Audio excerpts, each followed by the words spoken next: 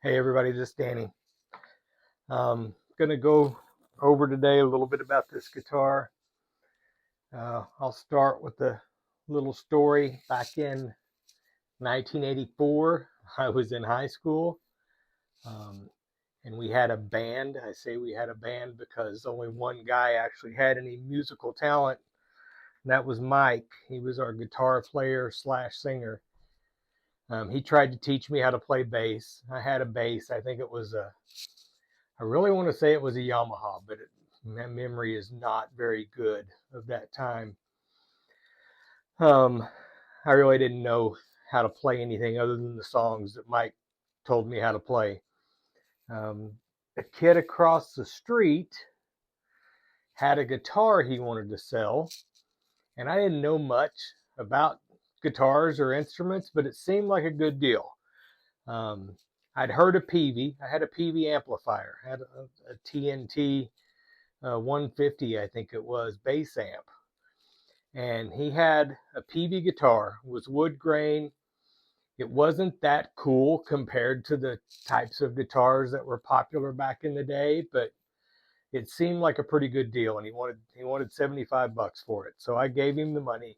Had a really cool hard case. And my goal was I was going to learn how to play it. Well, I never learned how to play. I ended up even quitting trying to play the bass. Mike ended up going off to college. He was studying music at college, um, and I'm trying to figure out what happened to that Peavey guitar. I may have loaned it to Mike or left it at his house or traded it to him for something else. Regardless, Mike ended up dying in a motorcycle accident, either on his way to or from college. And I just kind of lost track of the guitar. And obviously, I couldn't play, so it wasn't that big of a deal. I wasn't too worried about it. And then several months ago, I saw a guy on Facebook that I knew here in this small town where I live, uh, posted a Peavey guitar for sale. And it's the same model, looks exactly the same as that guitar. Um, he was moving out of state, actually moving to Alaska. It was going to be a long trip, so he was unloading things that he didn't have room for. So I bought it from him. It was missing one of the tone knobs. I found one on eBay. They are not cheap. There's Peavey, got the P on top. They're metal tone knobs. I think I paid 40 bucks for that one.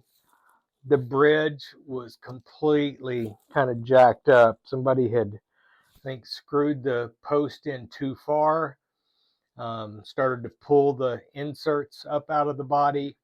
The bridge was just setting flat on the body.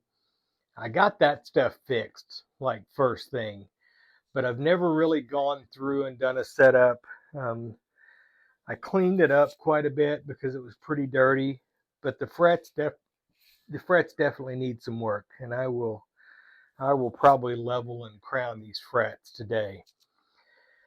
It's kind of a cool guitar. The Peaveys were some of the first CNC machine guitars. The guy's name was Hartley Peavey. Um, was really an innovator when it came to guitar manufacturing and made some really nice quality guitars in the USA at what I think were affordable prices, except I can't find any information on what the MSRP was on these guitars. Um, they go for, I think today they go for $400, $500, $600 used, depending on the condition. I actually bought a bass that matches this here a couple of months ago. I'll get it out and get a review one of these days. It needs a little TLC as well. Got these blade pickups, and I don't know a ton about them. Um, I do know that they've got a special circuit, and when the tone control is on 10, it splits the humbucker and turns it into pretty much a single coil. And you can hear a visible difference when you start to drop the tone control down at about 7. it shifts into humbucker mode. So if you want to play a humbucker or dual humbucker, you have to turn both of these tones down to 7 or below. Anything 7 and above shifts it to single coil. It's got a 3-way switch, truss rod adjustment with a truss rod cover up here on this end of the neck. It's actually got a micro tilt adjustment on the back as well. I don't remember when Fender started doing that, but the Peavey had one as well. Let's get it up on the bench and see what we can do with this fretboard.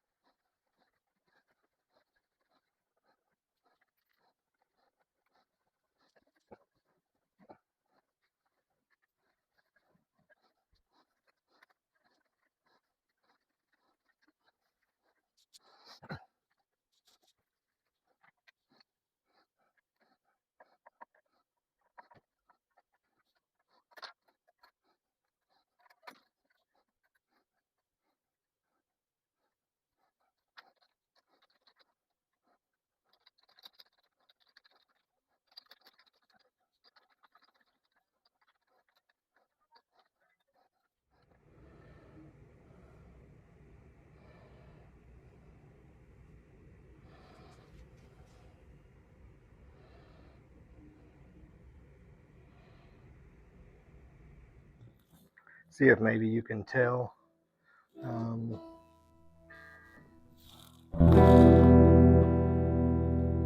That's with the tone all the way up.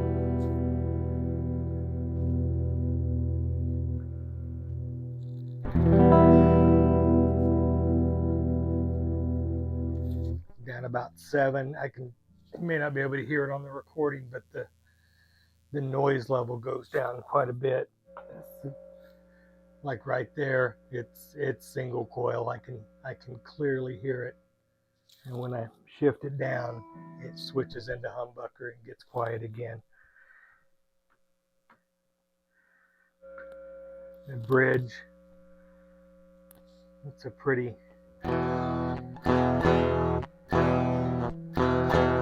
thin single coil sound. And it goes to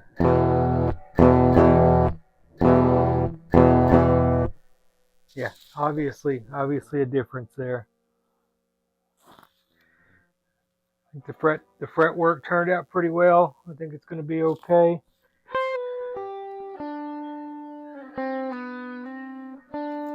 I'm really looking forward to seeing my orthopedic doctor next week. Hopefully get my hand worked out where I can start playing a little bit more.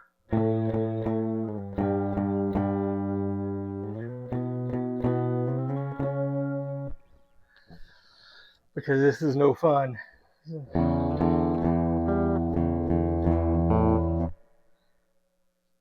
When one of your fret fingers doesn't move, it takes a lot of the joy out of what you're doing here.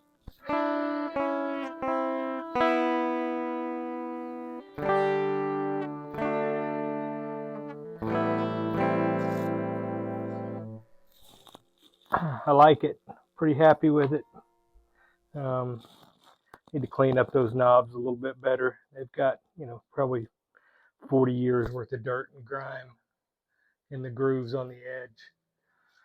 I don't expect that I will ever get rid of this one. I'm pretty sure it was the first guitar that I ever bought.